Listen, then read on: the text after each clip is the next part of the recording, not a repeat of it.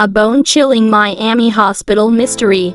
Bed to conceals a ghostly secret. Dare you unravel its terror?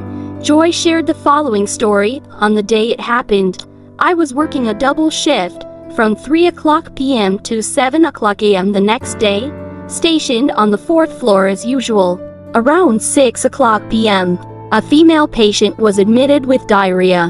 Her condition wasn't severe, but the doctor ordered a one-night stay for observation.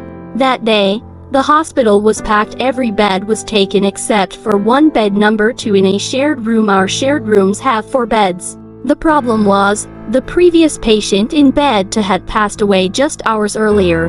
Hospital policy requires a 6-hour wait before reusing a bed where someone died. But with no other beds available, we had no choice but to use it. The patient was cheerful, with occasional abdominal pain, but nothing serious. Her husband stayed by her side.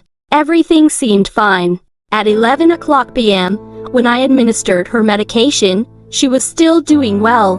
But at 2 a.m., when the ward was quiet, the call bell from bed 2 in the shared room went off. My colleague and I rushed over and found the patient in shock. Her limbs were rigid, and she was turning blue. We started CPR and called a code blue, our emergency code, signaling all available staff to assist. We worked frantically, rushing equipment from the ICU, but her vitals wouldn't stabilize. She was moved to the ICU for continued resuscitation, but despite our efforts, she didn't make it. The patient passed away. We were all stunned. Her condition had seemed so stable. How could she suddenly go into shock and die? Even the doctors couldn't determine the cause of death.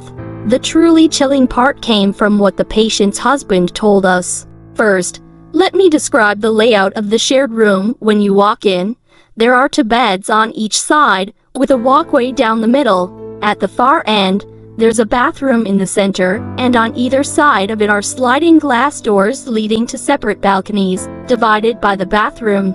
Before his wife's death, the husband had stepped out to the balcony to smoke, but he quickly returned to the nurse's station, trembling and pale. He told us, in the evening, I saw a woman standing on the balcony with an 4-pole. She turned to look at me, then walked, dragging the 4-pole, from the left balcony to the right.